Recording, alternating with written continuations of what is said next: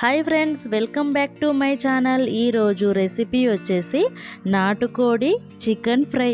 ఈ chicken fry చాలా ఎమ్మీగా, జ్యూసీగా, స్పైసీగా కూడా ఉంటుంది. కానీ చికెన్ ఫ్రై సూపర్గా ఉంటుంది.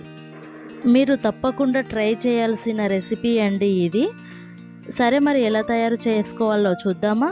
ముందుగా మందపాటి కడాయిని తీసుకుని 1 కప్పు ఆయిల్ వేసుకోవాలి. ఈ ఆయిల్ వేడైన తర్వాత ముందుగా శుభ్రం చేసి పెట్టుకున్న నాటుకోడి ముక్కలను కూడా వేసుకుని ఈ విధంగా ఫ్రై చేసుకోవాలి. ఈ నాటుకోడి ముక్కల నుంచి వాటర్ బయటకు వచ్చే వరకు మంటని మీడియం ఫ్లేమ్లో పెట్టి కుక్ చేసుకోవాలి. ఒక 5 నిమిషాల పాటు ఈ చికెన్ ఫ్రై చేసుకున్న తర్వాత ముందుగా కట్ చేసి పెట్టుకున్న ఉల్లిపాయ ముక్కలను 1 స్పూన్ ఉప్పు వేసుకోవాలి. ఈ సాల్ట్ చికెన్ పీసెస్కి మంచిగా పట్టేలా కలుపుకొని మూత పెట్టి ఒక 15 నిమిషాల పాటు లో ఫ్లేమ్ మీద కుక్ చేసుకోవాలి. ఇప్పుడు చూడండి, చికెన్ నుంచి వాటర్ మంచిగా బయటకు వచ్చింది. 1 స్పూన్ పసుపు, 1 స్పూన్ అల్లం ఎల్లిగడ్డ పేస్ట్ వేసి ఈ అల్లం ఎల్లిగడ్డలోని పచ్చివాసన పోయే వరకు ఫ్రై చేసుకోవాలి. 1.5 స్పూన్ కారం వేసుకొని ఈ కారం మొత్తం చికెన్ పీసెస్కు పట్టేలా కలుపుకొని మూత పెట్టుకోవాలి. మనం ఈ చికెన్ కర్రీలో ఎక్కడ వాటర్ మాత్రం యాడ్ చేయొద్దు అండి. ఇప్పుడు మూత తీసి 2 రెమ్మల కరివేపాకు వేసుకోవాలి. ఈ చికెన్ ఫ్రైని మధ్య మధ్యలో ఇలా కలుపుతూ ఉండాలి అండి, లేదు అంటే అడుగు పడుతుంది.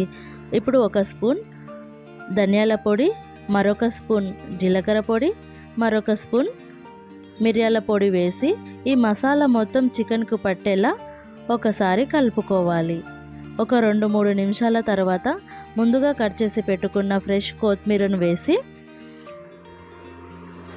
1 నిమిషం పాటు ఫ్రై చేసుకోవాలి. చూడండి ఎంత కలర్ఫుల్గా కనిపిస్తుందో ఈ చికెన్ ఫ్రై. ఈ నాటుకోడి చికెన్ ఫ్రైని మరీ డ్రైగా చేస్తే బాగోదండి, కొంచెం జ్యూసీగానే ఉండాలి. నాకైతే పర్ఫెక్ట్గా వచ్చిందండి ఈ చికెన్ ఫ్రై. ఈ చికెన్ ఫ్రైకి కాంబినేషన్ బగారా రైస్ ఉంటే బాగుంటుంది కదా. ఈ వేడి చికెన్ ఫ్రై మీద నిమ్మకాయ రసం పిండుకొని ఉల్లిపాయ ముక్కతో తింటే ఎలా ఉంటుంది? చాలా బాగుంటుంది కదా. సరే, మీరు తప్పకుండా ట్రై చేస్తారు కదా. ట్రై చేస్తే మీకు ఎలా వచ్చిందో నాకు కామెంట్లో చెప్పండి. నా వీడియో మీకు నచ్చినట్టయితే లైక్ చేయండి, షేర్ చేయండి. మరిన్ని వీడియోస్ కోసం నా ఛానల్ని సబ్స్క్రైబ్ చేసుకోవడం మాత్రం మర్చిపోకండి.